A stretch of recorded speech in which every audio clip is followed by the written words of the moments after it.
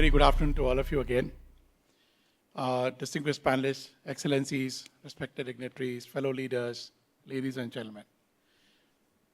Welcome to this important panel, India's expanding role in the changing world, at the Horasis India meeting in 2025.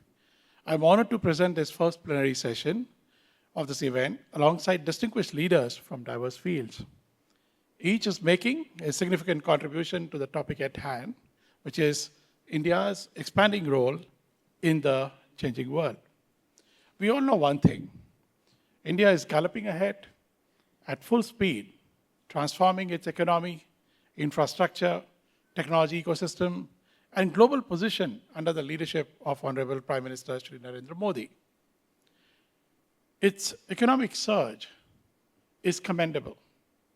According to IMF, April 2025, India is the fourth largest economy in the world in 2025, slightly ahead of Japan in nominal GDP terms.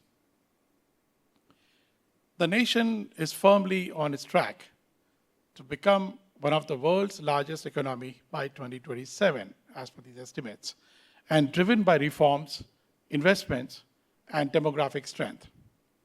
In the last 10 years alone, the GDP has risen significantly. India stands as the world's fastest growing major economy, recording 8.2% real GDP growth in the second quarter of this current financial year. India is set to add roughly 1 trillion to its GDP every 1.5 years over the next 6 years, aiming to become a USD 10 trillion economy by 2032, with exports projected to account for 25% of this GDP by 2030. So digital transformation within the country is also on a global scale. The Unified Payment Systems, UPI as it's known popularly, is now the world's largest real-time payment system for accounting 49% of the real-time transactions globally. UPI has become the world's leading alternative payment method, surpassing Alipay, PayPal, and Brazil's PIX in the transaction volume. UPI is expected to process nearly $2 trillion of transaction value in 2026, up from 964 billion in 2024. UPI has revolutionized how India transacts, boosting transparency, reducing corruption, and most importantly, enabling full financial inclusion. The JAM, or it's called JAM Trinity, the Janta accounts, the Aadhaar identity, and the mobile connectivity has transformed the welfare delivery, saving the GDP 1.1% of India's GDP through reduced leakages. Its infrastructure expansion has also been at unprecedented pace. The length of our national highways has more than doubled between 2014 and 2024. India now has 160 operational airports, up dramatically from a decade ago, making air travel more accessible than ever.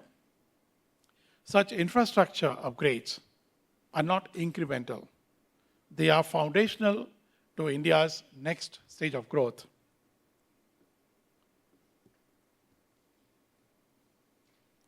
The tax reforms introduced since 2017 have been historic in a way. You look at the GST, which has replaced a labyrinth of state and central taxes.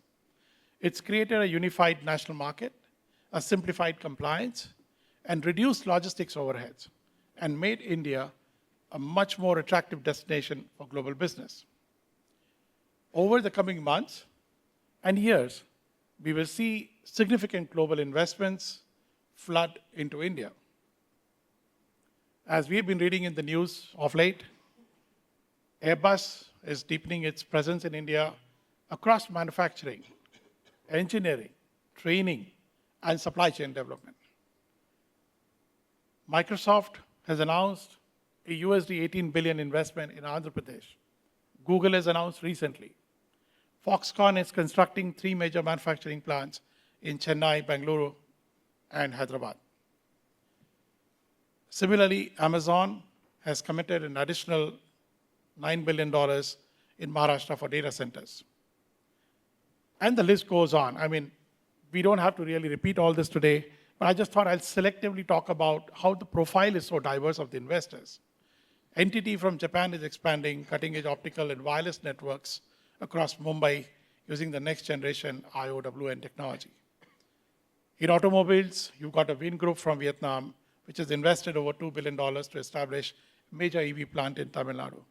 Now you would say, why am I sort of rattling all these things which are in public domain? I think what's important to know is it's not just focusing on a particular type of investor, a particular type of industry, but it's really mobilizing investments in every single possible sector as one could imagine. The Japanese companies, the Honda, the Toyota, and the Suzuki, they all continue to expand manufacturing in India as part of their diversification. And India is truly leveraging its global expertise while building domestic capabilities at a record speed. And we will learn more about this in the evening dinner with the Honorable High Commissioner. And as India increases its domestic capabilities at record speed, as evidenced by the rise of high-tech industries such as semiconductors, robotics, and advanced manufacturing. So in semiconductors, you've got major tech giants, Micron, Intel, AMD. They're all partnering with various companies in India to put up almost 10 semiconductor projects totaling $18 billion across 6 states. India is also playing an important part in the global supply chain. As we all know, Apple has already started assembling iPhones in India, supplying over 20% of US demand. So production is expected to triple by 2030, positioning India at a critical node in the global electronic supply chains. And so therefore, this Make in India initiative, which was launched by Prime Minister Modi, catalyzed a manufacturing revolution.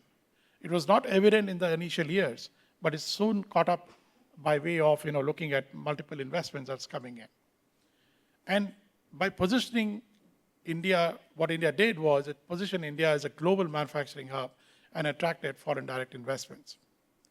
India received a historic 81 billion in foreign investments in FY24, and inflows continue to soar in 25.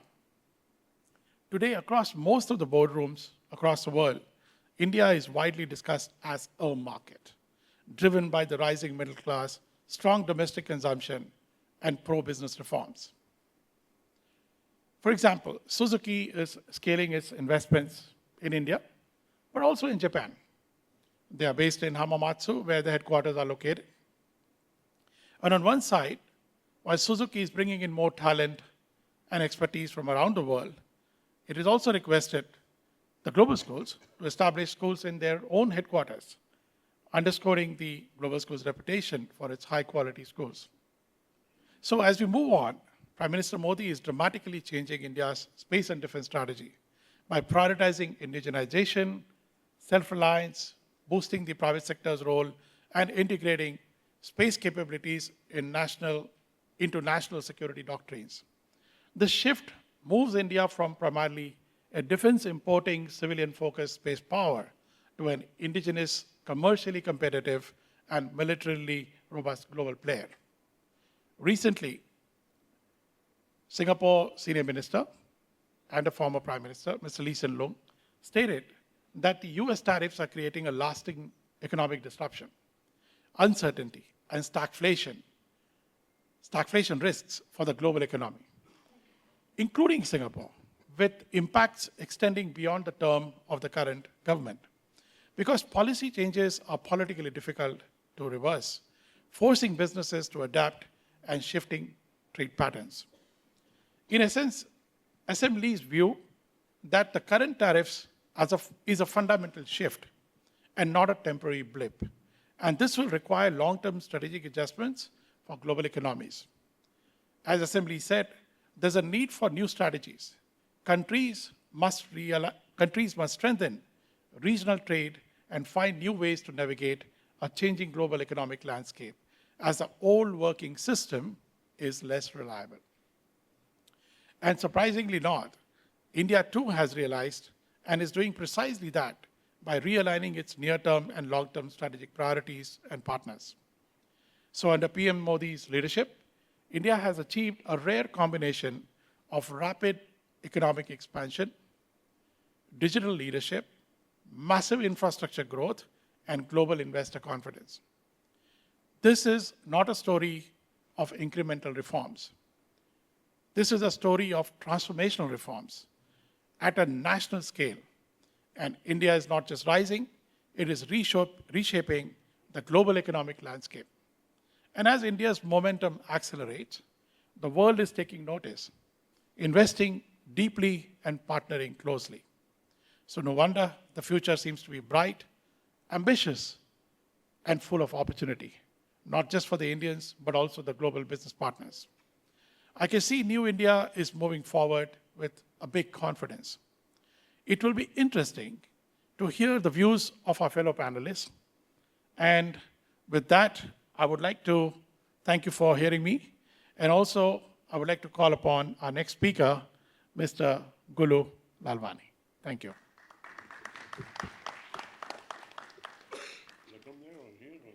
Good evening, and it's very nice to be here. And when I looked at today's title of India's expanding role in a changing world, I can't help but smile because this resonates my own life. Because I started business, I was born in India, of course, and I started business in London in 1960 when I was 20 years old. And since then, I expanded into Asia, including Hong Kong, China, and now I live in Thailand. So I've seen India rise from all angles, and from within India, and of course, outside India. But in those days, nobody looked at India as a world-class economy or a growing country with technology, etc. It was actually looked down upon because they just gained independence from the British in 1947. So this I'm talking about 1960s.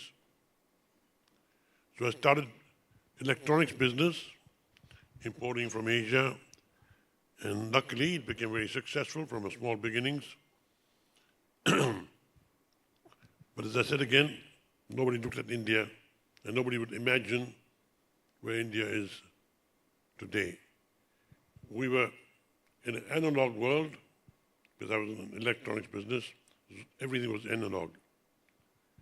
And I saw the change from analog to digital, which changed the world in those days quite rapidly. But now, we are in AI revolution, and what I see is that India has very well adapted in technology and, of course, not only AI, but before that, digital. So India, from nowhere, is the world leader in of course, in technology and software.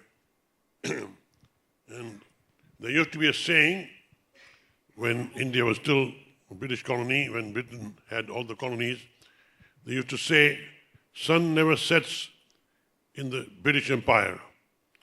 But what I see today, the sun never sets on any Indian entrepreneurs, because you see them all over the world.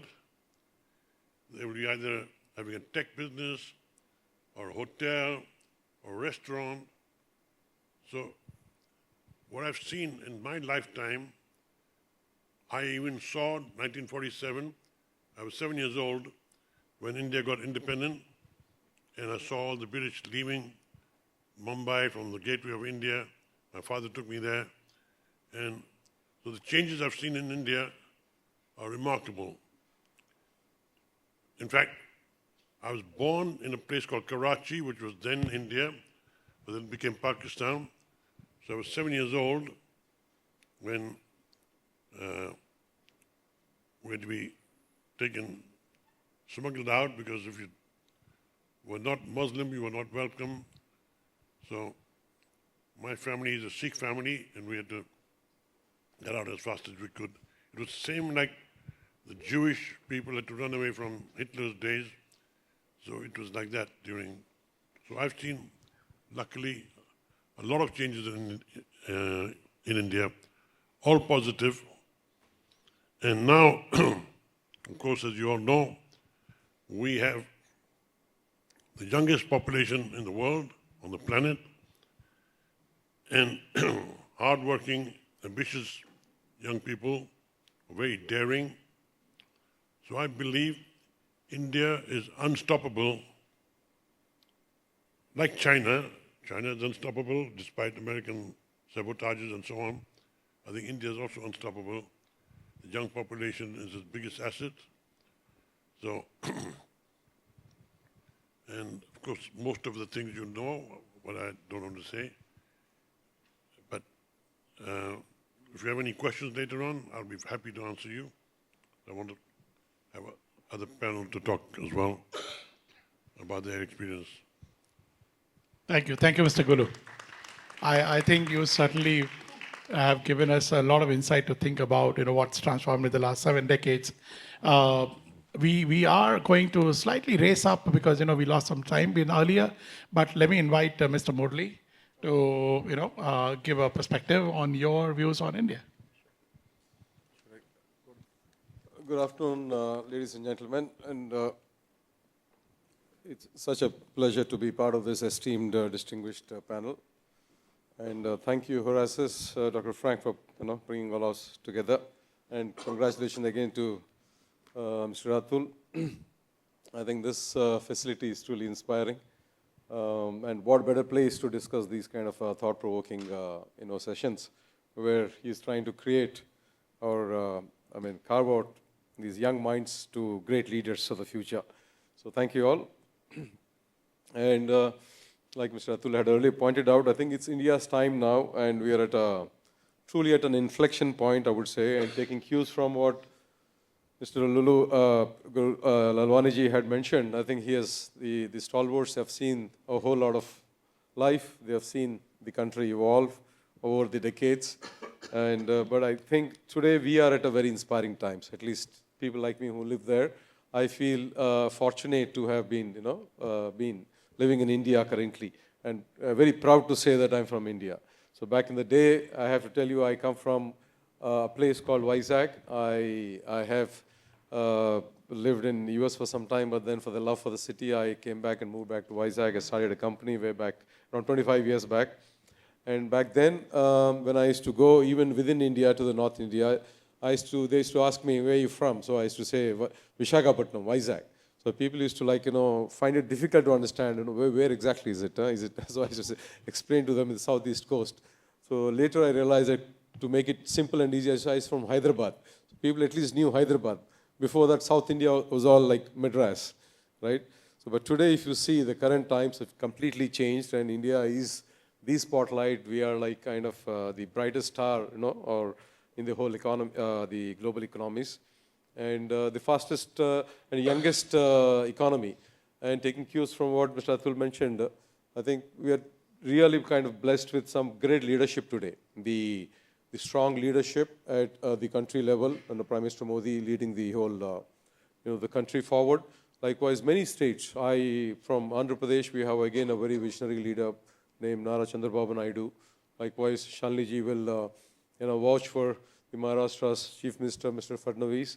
Likewise, many, in Uttar Pradesh to Tamil Nadu. So great leadership at the state level as well. And every state, the cooperative federalism, every state is competing to see how they can kind of contribute to this economic growth. And India set a very ambitious, I won't say ambitious, achievable target to be one of the, to be Vikshit Bharat, which is like developed country. So far, although we are soon going to be the third largest economy. From the fourth, we are going to very soon, next couple of next year or so, we are going to be the third largest economy in the world. But then we are not truly a developed economy in terms of per capita income. We are still low. So to reach that, to cross that barrier to become a developed nation, we are still, have miles to go. But then we are very confident now. We are very confident in India, and we have a very strong domestic demand with 1.3 billion population. That's a very big asset for us. We have a young and increased skilled workforce, like Lalvani ji had mentioned. The demographic dividend is a huge blessing for us, right? It's going to work to our advantage for the next at least 2 to 3 decades. And while world is aging, we are kind of moving faster. And we have a digital infrastructure unmatched in its reach and adoption, the UPI, platform that Mr. Atul had mentioned, which is truly kind of an exemplary, and many countries are now actually adopting, emulating the same model. We often talk about GDP numbers, FDI inflows, export performance, but the more meaningful story is that we have a structural depth behind these numbers. India is building truly institutions, capabilities, and public digital platforms that create long-term competitiveness, not just cyclical spurts, and for a long-term sustainability. I think India public digital infrastructure, Mr. Atul had already spoken about, so I'll skip that. But I have to share, I was here about 2 months back in the month of August as a part of a roadshow that our Honorable Chief Minister of Andhra Pradesh, Nara Chandrababu Naidu, had led as a prelude to the Partnership Summit, which was just held in November 14th, 15th in our beautiful city of Vizag. And I have to tell you, back then also when I was here, I could see the palpable, enthusiasm. Although there was like some break between our state's relationship and Singapore, we had made a lot of progress and headway in 2014-19, but it had there were some setbacks during the previous 5-year regime. So, but then there was this growth was, the enthusiasm and the enterprise nature, of both these states and beyond the country was very palpable, and I could see that energy. And the Partnership Summit that was held in November last month in Vizag was a roaring success.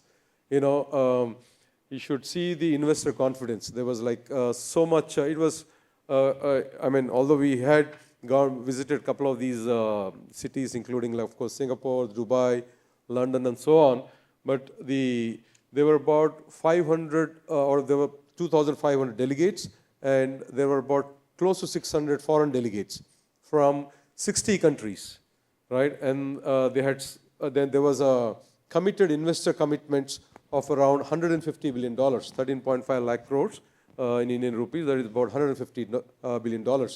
600 plus MOUs were signed. So this is the kind of, and just one state, Andhra Pradesh is trying to create, in alignment with the Vikshit Bharat, they're also trying to create a Vikshit Andhra Pradesh, which is called Swarna Andhra Pradesh, to truly transform it into a $2.4 trillion economy to help realize the true potential of this region. So every state is really kind of driving it hard. And I have no doubts in our mind that, India is going to lead the world very soon. And I'll have to say that it's a collective responsibility. Yes, India is kind of, really doing well, but then I think it's a collective responsibility. And it's not just about dominance, but it's more about responsibility to contribute to global stability, build bridges across regions, champion inclusive digital transformation, and ensure that growth is not achieved at the cost of sustainability or equity. So as leaders, entrepreneurs, and thinkers gathered here, our task is clear: to collaborate, to innovate, and to shape the shared global future grounded in trust and mutual progress. So thereby, I want to end by saying that I'm very optimistic because India's story is no longer India's alone, and it's kind of going to play a pivotal role, and it is intertwined with the aspirations of our partners, the dynamism of our diaspora spread across the world, as Lalvani ji had mentioned, which we are very proud of, and shared ambition of nations that believe in open cooperation, just like Singapore. So once again, I thank Horasis, CII. I represent CII. I lead the delegation to this Horasis Summit here, and of course our esteemed co-host for creating this wonderful platform. And I look forward to rich dialogues ahead in the day and tomorrow. Thank you so much. Thank you, Murali. It is now my pleasure to invite Ms. Shalini to say a few words. Over to you. First and foremost, thank you so much, Horasis, for having me here. Second, I need to apologize for these shades. I somehow have a very bad eye infection, and the topic is such that I definitely don't want to be winking at either you or my colleagues here in such a topic. Second, when Murali got up, he didn't have any papers in his hands, but then came out a couple of papers. I was hoping that Mr. Khera would speak after me, because Atul just said it all. Whatever was left was said by Murali ji. And I can see that there are a bundle of papers that is lying with Mr. Khera. So thank you, Atul, for having me here before Mr. Khera. India is at a standpoint, and I think that standpoint is between growth, geopolitics, and global trust stands India. Now, when I say this, what I mean is simply that today, if we actually look back and see what India has achieved in the last decade, you will realize that a lot of things that Atulji said or Muraliji just said, I'll put it in simple terms. We practically added the economy of a complete G20 nation to ourselves in the last decade. What we've done and what we have achieved as India is that we have gone from an aid-seeking nation to an innovation hub, to a nation that only strived on services, to a nation that today dreams of a good balance between services and products, to a nation that knew that to be on the top of the innovation curve, you need to drive the innovation curve. Today, we are driving the AI revolution. And how this has happened? This has actually happened for the past decade of good policy making. And I think it is also the effect of a continuous civilization growth managed with good market strategy. And that's exactly what our leadership and the population of India has done. Now, there is something that a lot of people have spoken about here. That is UPI. I want to pick up one simple term called UPI. But I want to give you a perspective. You know what UPI has given to India, or what UPI has given to the world? What UPI has given to India is a confidence that at some point of time, we were exporting services. Today, we are officially exporting governance models. And let me tell you, UPI is one of its kind public experiment that nobody else has tried in this entire world. And we have not only tried, we have succeeded. Having said that, in simple terms, you know how many transactions, UPI transactions, India does in one day? India does as many UPI transactions as China, US, and Europe together. And that's exactly what we mean when we talk about exporting sovereign governance models. Today, when we talk about stable coins and CBDCs or digital currencies, India is first and foremost waiting for the right regulation. Second, because I stand here in Singapore, I would want to say that what India is waiting for is a public rail on which it will actually make innovations like this happen.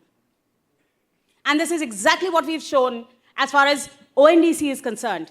This is exactly what we've shown as far as Aadhaar is concerned.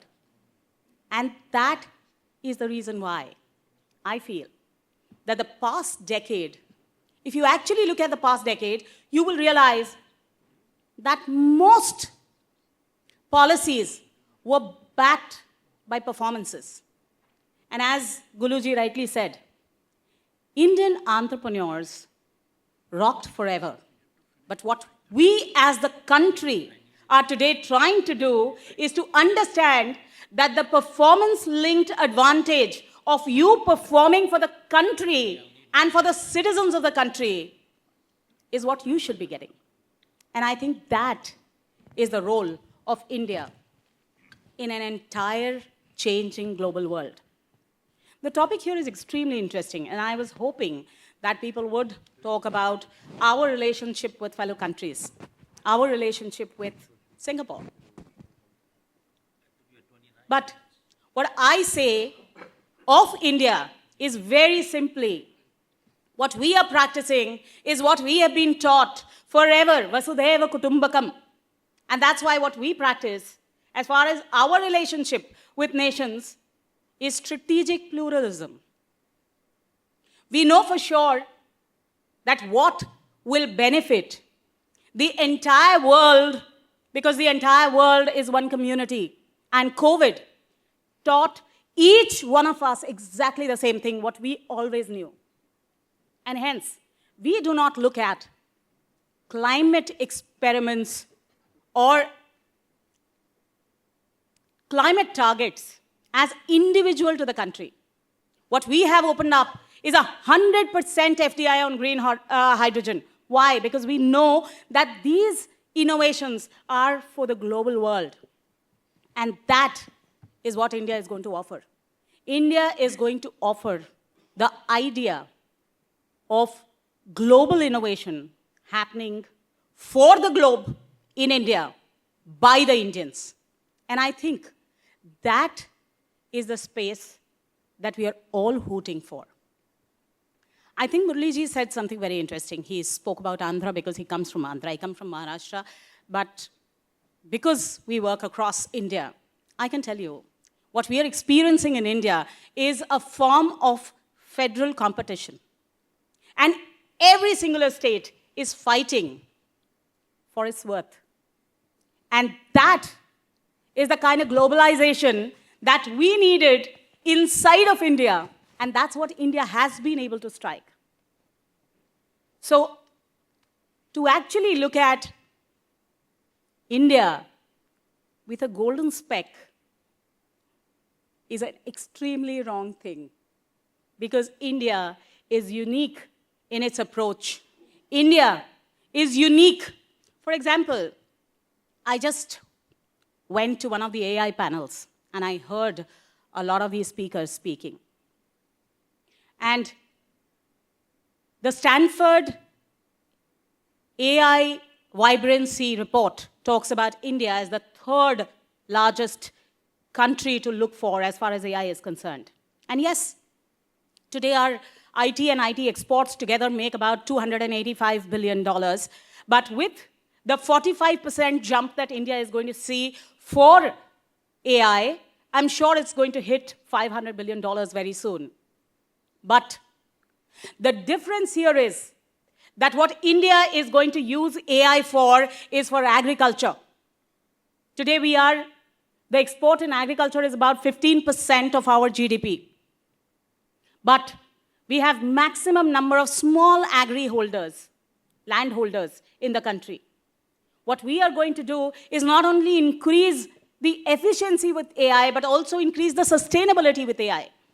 Because what AI is going to drive is resilience, is climate resilient crop patterns, is how and what you can do for pest control for a smallholder. And that's exactly the kind of AI that we need in the world today. And India is going to open up this data-driven, AI-enabled innovation for the world. Having said that, I was given just a few minutes for the opening session.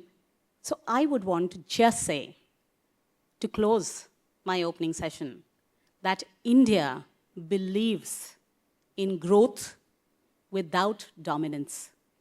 India today is showing the world leadership without coercion. And India, it's redefining partnership without dependability.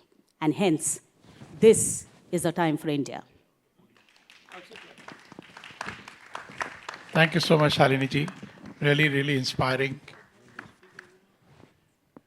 I sometimes really admire speakers like you because I can't do without iPads. And you are rattling everything from the memory, so that's great. I would like to now request our next speaker, Mr. Shiv Khera is a well-known figure. And I'm sure he's going to enlighten us with his views on India and India's growth potential.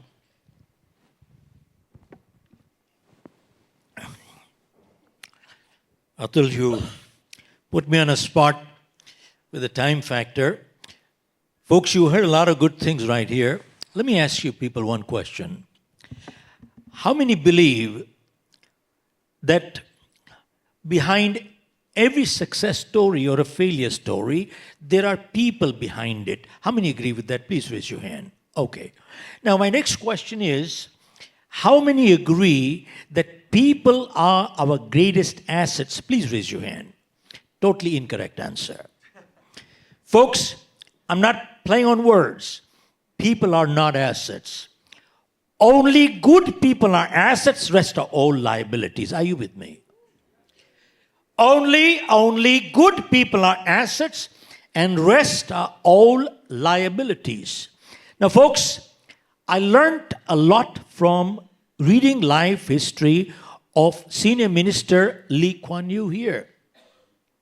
Folks, 1965, they got independence. This was drug capital here. Corruption was rampant here. They have nothing, no drinking water, no oil, no natural resource, no land. By the way, are you aware that 33% of Singapore land is reclaimed? They had nothing here. Zero. No oil, nothing. And today, it is the global capital, financial capital of the world. Financial capital of the world. Highly respected country. What are they built on? 4 pillars. The senior minister Lee Kuan Yew said, at that time, zero tolerance of corruption. Hello? Zero tolerance of corruption. 1. Number 2, English will be the working language. One language, because there are so many ethnic issues. But he said, no. One language, English will be the language. Yeah, keep carrying your cultural stuff in your own language. That's okay. But one language which unites the whole country together. Number 3, he said, developing human capital. He invested heavily on education. Heavily on education. And 4th pillar that they stood on was incentivize talent and investment to come to Singapore. Invest. These are 4 pillars what built Singapore, which was really built on character. The first was zero tolerance on corruption. Now, folks, why do I say that? Simple reason. Just a couple of years ago, I was addressing a global conference, and a gentleman ahead of me was a man from Niti Aayog. And you heard of that. And he was talking about GDP is going up, highest GDP in the world, and so on and so forth. And we are putting in 30, 40, 60 billion dollars on skill development. This is the kind of money we are putting in. Folks, after that, it was my turn. They handed me the mic. Now, out of respect for the person, I acknowledged everything. And he said, right, GDP is important, no doubt about that. And skill development is important. Without that, we don't work. But I said, sir, only one thing. Nations and companies are not built on skills. They are built on character. You have a skillful doctor who lacks character, will do useless surgeries, useless procedures. To them, a sick person is not a patient, but a target. To a skillful lawyer who lacks character, matter that can be resolved in 5 hearings will take 500 hearings. To a skillful judge who lacks character, will give judgments, no justice. To a skillful civil servant who lacks character, will himself become mafia. To a skillful politician who lacks character, will sell his country for money. Folks, why did I bring the example of Singapore? You know something? They had identical ethnic issues, language issues, everything. They had so many problems here. Identical problems. Magnitude was different. But one visionary, Lee Kuan Yew. He got the country together, built the nation as the greatest nation in the world. Now, folks, why am I saying that? Zero corruption. Sadly, if we are looking at India to be the greatest nation, well, we need another Lee Kuan Yew. We will not do it without that. We can speak all good things we want, but unless we face reality, we can massage each other's ego and say, we are doing great. Folks, I am talking as a coach. You are an educationist, sir. And an educationist reinforces the positive and at the same time identifies areas of improvement. You don't shut up as a coach. You speak up. When the athlete does not perform, will a good coach remain silent? Hello? Yes, no. And if he remains silent, is he a good coach? Folks, we are talking because we all love India. We all care for India. But unless we get these things right, it will not work. Corruption is destroying the nation. There are 50 million infiltrators coming to the country from Bangladesh and Rohingyas from Burma. 50 million. This is accepted by the Supreme Court, by the way. Numbers are actually close to 100 million. What are we heading for? And you talk, many people are shying off to bring money here because they don't have recourse. Judiciary. And nowadays, all people who are doing contracts with India, they are setting up arbitration seat is being done is Singapore or London. They don't do it there anymore. All the arbitration seats are Singapore and London. And sadly today, in Singapore, a case is disposed in 1 year. Rwanda, 7 months. Kenya and other places, Japan, 10 months. And in India, takes 10 to 15 years to 25 years. Now, we're looking for money coming in, but there are many high net worth Indians who are leaving India, going to Dubai, going to all other places. Folks, unless we are ready to face the facts, folks, we will be living in a fool's paradise. And I don't want to live in a fool's paradise. We have to face up, address it. We need to address it. We cannot push it under the rug. And then only can we see a great nation, India, which we all want to see India as a great nation. God bless you. Thank you. Thank you, Shiv, for that wonderful, energetic views on what you think are the right directions. I would request you to scan the QR code on your left side and submit a question, and we'll get it on this iPad and we can represent to the panelists. I have one question here which says, which wants every panelist to describe India's soft power in a single line or a few words. So maybe, Shalini, would you like to describe India's soft power in a few just a line or whatever? India's soft power is clearly women. And I would describe it in one word. I think it is the women that is going to make India the next superpower. Because if you actually go down to a small village, you will realize that the self-help groups that takes money from the bank actually returns back 99% times. But that's not the case with men. So if you actually go down, I travel to far distant villages, and what I find is young girls who are thriving to make a difference. And hence, I say that women, one word. Thank you. We were asking for 3 words. You described it 1 word, so that's fantastic. Mr. Shiv, how would you describe India's soft power in a couple of words?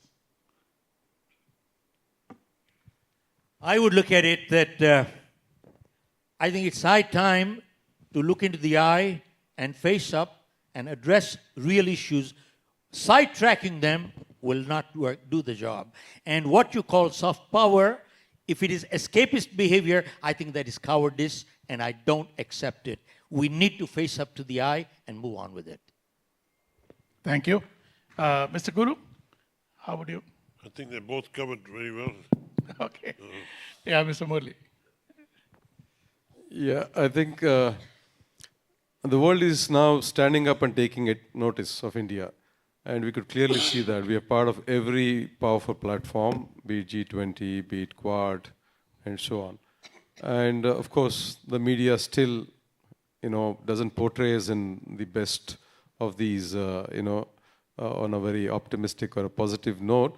But still, we're getting there very soon. But I think taking cues from what Shiv Khera said earlier, I think the soft power is our strong leadership. I think today our country has a great leadership. And second, the technology prowess. I just want to quote one example of like earlier, Atulji had mentioned, see, Vizag, when in my earlier address I was saying people didn't know where it was.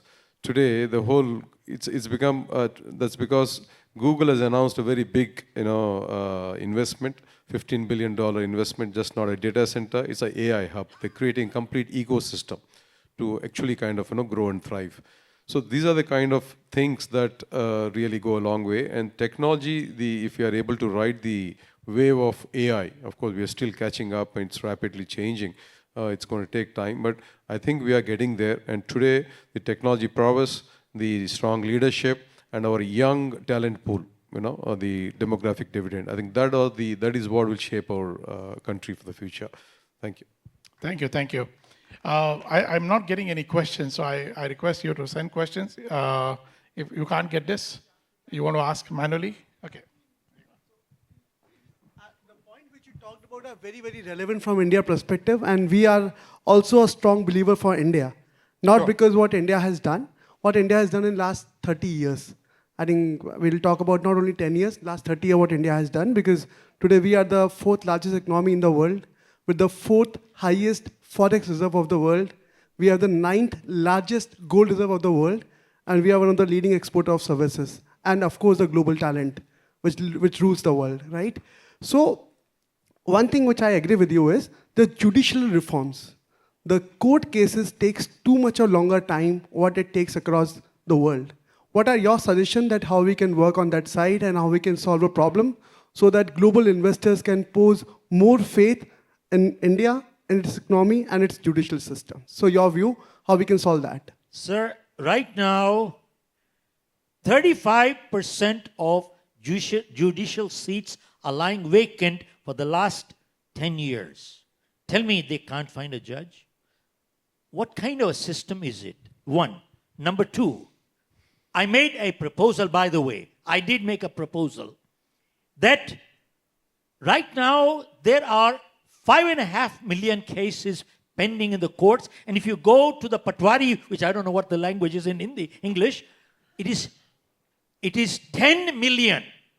And if you go by the clearance the way it is happening today, it'll take 325 years before they clear the backlog. This is called terrorizing your own citizens. Do you understand? Absolutely. What is happening is it protects the criminal and penalizes the honest guy. Can you work like this? Is that possible? Is that a good environment? Think about it. Now, this is one part. I also shared hospitals, hotels, airports, everything runs 3 shifts. Why can't the court run 2 shifts? Hello? Why can't they run it? They can run it, provided they have the will. You know the sad part? You talk of GDP and blown out of proportion our GDP. IMF is questioning those data. And they have put in class C is doubtful data. Very doubtful. But the point is, GDP doesn't mean a thing. Do you know 800 million, you can Google it right now, 800 million people are being given subsidized food every day. Absolutely. If they were well off, why would they be given? Obviously, they are poor. And By the way, 90% of the GDP is going to only 75 to 100 families, and that is sad. My friend, we need to face up to the situation. And without that, it will not work. And second thing, you're an entrepreneur. You're a business person. We need to understand. I was talking to somebody in the break upstairs, and he said, sir, I got a notice for 20 years ago for my income tax. I said, do you know statute of limitations finish up on 10 years? You are not allowed to accept, you are not supposed to maintain your records more than 10 years. Now you get a notice for 25 years ago. How do you handle it? What do you do? Is that fair? No, it is not. And now that guy's in trouble. It's a criminal case. Is he a criminal? My friend, and I'm so glad to see Shweta here. Ma'am, this is my bonus today. Absolutely. Ma'am, take my message. I'm with you. We are all talking out of pain. We're not gossip mongers here. Are you with me? I'm absolutely We're with you, not sir. gossip mongers here. I It think, pains here. We want to see India up on the top. Absolutely. Thank you very much. Yes, we want to Can see I- India on the top, but I think you've touched him on the wrong chord. But I think not all is that bad, Shivji. No, sir. No, sir. Can I add That's here, what I said. Atulji, if I am a may? coach. I'm After you, talking as a Muraliji. coach. No, coach, but I'm let talking me as a tell you on the coach. positive side. Yes, I talk positive side. Things are like, this is Absolutely. where they're really adopting technology to modernize governance, to expedite things. Just for example, now, our Honorable Chief Minister is truly a visionary leader, wants to set up an international arbitration center in Vizag. Right? He wants to embrace technology to provide real-time governance, to have better reach and accessibility to citizen services through WhatsApp. So they are changing. I'm sure there would be a lot of reforms that are being rolled out even in the judiciary system.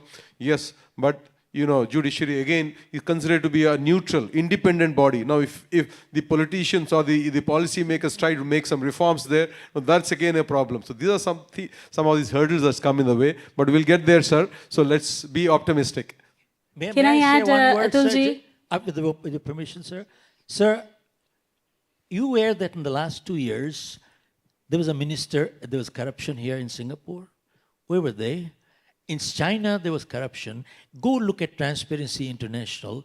We were 80 about a year ago, and we are 96 now. We have become more corrupt. China was 80, and they become 65. My point I'm trying to make is that, look, we all want to see ourselves up there. And sometimes medicines... Now, we just had a judge, you are aware, in India, with stacks of cash in his house. Guess what happened? He was only transferred and became a judge in the Allahabad High Court. Tell me, is that how you're going to manage? Is that the right thing to do? Sir, look, my only thing is Okay, that can I add, sir, if you don't mind, last please? sentence, sometimes some people would be rather ruined by false praise than be helped by constructive criticism. I'm talking constructive. Thank you very much. So thank you. Atulji, can I please 30 add seconds, a 30 couple of seconds. things? Yeah, because the 30 other panel is seconds. waiting. Absolutely. There are two things that I want to add. Shivji is pretty senior to me, and he was so passionate in his the way he spoke. Mr. Jain, I'm not going to answer your question, but just to add to that, if you have to talk about 30 years, we can talk about the 75 years, last 75 years as well. But it is the last 10 years which have actually made the policy changes. That's why I spoke about the last 10 years. Having said that, Shivji, all I want to say is, I'm the only lady in the panel, so I can tell you, by being a mother, I so wanted my child to be born in the 6th month, but he definitely took 9 months to be born, right? Some things take time. India is changing, but Indians remain the same. India is one of those unique countries which saw 5G immediately after 2G, and hence, sir, as soon as you see India changing, Indians will change as well. And so we are hopeful. Thank you. Thank you. Thank you, panelists. It was a really wonderful exchange, highly motivated, really charged one. We have the other panel waiting. So thank you so much for giving your valuable thoughts. And let's give them a big round of applause.